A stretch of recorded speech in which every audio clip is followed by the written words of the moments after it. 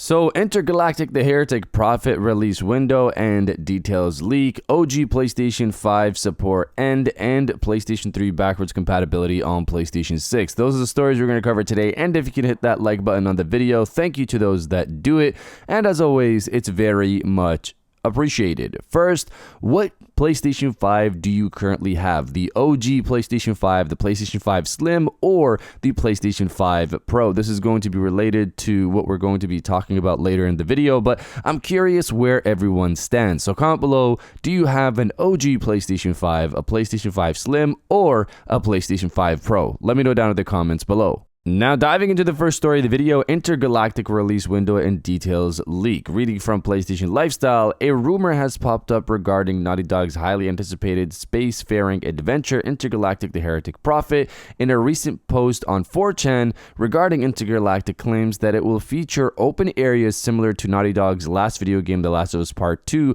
as well as From Software's Dark Souls franchise. In terms of combat, the post claims it is really good and satisfying, allowing the player to string combos similar to Sony Santa Monica Studios' God of War 2018. However, these combat encounters can seemingly be avoided entirely by sneaking past enemies or negotiating with them with dialogue choices. The main protagonist, Jordan A. Munn, can talk to other characters with a dialogue wheel, but the post claims those moments are sparse. Although there will be cutscenes in Intergalactic, the post also suggests that players will be able to piece together the story by finding items, collecting journal entries, and exploring. Naughty Dog has become known for its environmental storytelling, so this claim isn't too much of a stretch. Not much is revealed about it graphically. However, one brief tidbit claims that Intergalactic's lighting engine is insane, with levels changing colors based on the planet's phase. Lastly, the leak claims Intergalactic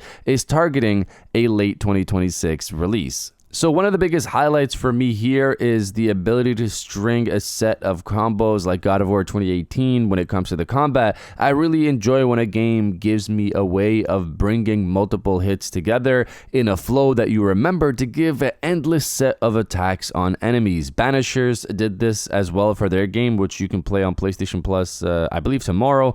I'm really curious to see this lighting engine as well. One of the things I've said that will make games look next gen is path tracing when it comes to the PlayStation 6, because lighting can change the look of a game so much. So this could be a very significant thing when it comes to Intergalactic looking next gen. As for the release window, this one is weird, because here they say they're targeting 2026, but we had Jason Schreier say this is a 2027 or beyond title. Jason did originally tease it for 2026 or beyond on the Kind of Funny show back in December 2024. Then in March 2025, he said this is a 2027 and beyond game. Two of those could be true, basically because maybe Naughty Dog is targeting a late 2026 release, but Jason doesn't see that happening based off the information that he knows. Based off the information that he's been, able to see, this looks like a 2027 game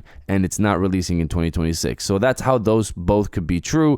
I would love for this to release in late 2026. Also, if it does release in 2027, this would make it a 7-year project, which is wild. Let's see how this goes later this year at the possible September event. And if you're enjoying the video so far, hit that subscribe button and join our growing community on our way to 150,000 subscribers.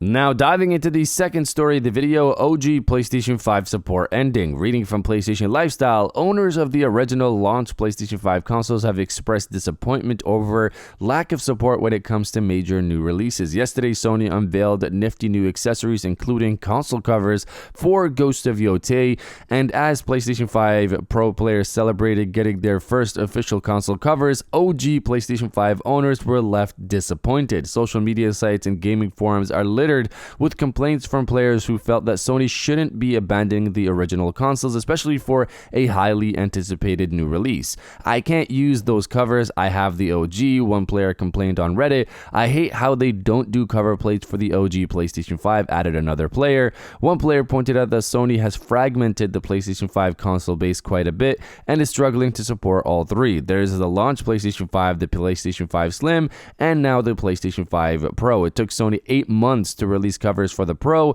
and they happen to be a limited edition, so it's not exactly the support Pro owners were looking for. So sadly, it looks like Sony has moved on from the base PlayStation 5, which sucks because we're the people who supported your console day one. That's what it seems like so far. Maybe Sony will pop up tomorrow and be like, hey, here's the plates for the base PlayStation 5, but I personally don't see that. On the other side, I guess it's easier to just make plates for the Slim and the Pro.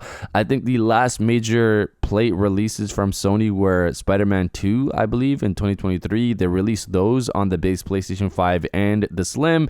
We didn't have a major release in 2024, and now in 2025, it's Ghost of Yotei. Sony has kind of fumbled this theme approach, especially considering their console is designed with removable plates, so customization. Since the start, they could have released dynamic themes, plates, and new controllers for new games the entire generation, but obviously that wasn't the case. I also realized we still haven't gotten official black plates for the Pro. But you guys let me know if you think Sony should make plates for the OG PlayStation 5 or not. Let me know down in the comments below.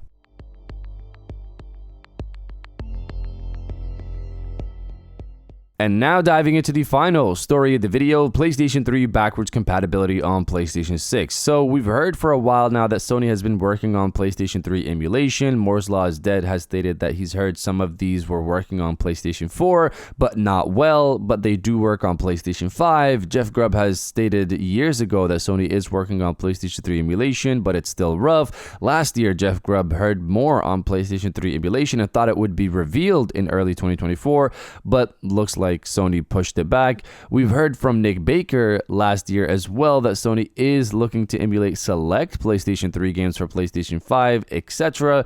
My theory has been recently that Sony could launch PlayStation 3 emulation in 2026 since they're dropping PlayStation 4 support. Since this won't work well on PlayStation 4, Sony probably just focused on PlayStation 5 for some time. Considering how many people were still on PlayStation 4 before, Sony probably couldn't release this as a PlayStation 5 only feature because that would hurt PS4 premium users' value. Recently though, we've heard the majority of their players are now on PlayStation 5, about 64%, and that number will climb even higher with GTA 6 next year. This would be the perfect time to drop some PlayStation 3 emulated titles where they probably have 75, 80+% or more of their base on PlayStation 5. Recently though, I've heard Moore's Law is Dead speculate that maybe Sony will wait for PlayStation 6 to release this feature and make it a PlayStation 6 only feature to sell the console. I personally don't see that because PlayStation 5 and PlayStation 6 will be an even longer cross-generational plan. I see them releasing PS3 games on PS5/PlayStation 6 like how they did with PS1, PS2, PSP games on PS4 and PS5. If Sony has been waiting for PlayStation 4 players to shift to PlayStation 5, I don't see them just launching this as a PlayStation 6 only feature. Of course, let's see what happens. This is still not confirmed yet. Let's see how this goes. But you guys let me know if you think PlayStation 3 emulation will be a PlayStation 6 only feature or not. Let me know down in the comments below. And if you guys did enjoy this video, please hit that like button. As it always helps, subscribe if you're new. I got new videos every Monday, Wednesday, and Friday. And now I'll check you guys out on the next one. And welcome back to the after show. This is the part of the video where we have a little fun down in the comments below. If you're old, welcome back. If you're new, welcome. For today's thing, what I want you guys to do is to body, obliterate, destroy, and overall harass the comment section with salute to the OG fans. Obviously, this is self-explanatory. Salute to the people who supported the PlayStation 5 when it launched. If you're one of those people or you want to give a shout out to one of these people, destroy the comment section with salute to the OG fans. And I'll definitely heart those comments like I always do because I appreciate everybody who stays to the end of my videos. And now, I'll check you guys out on the next one.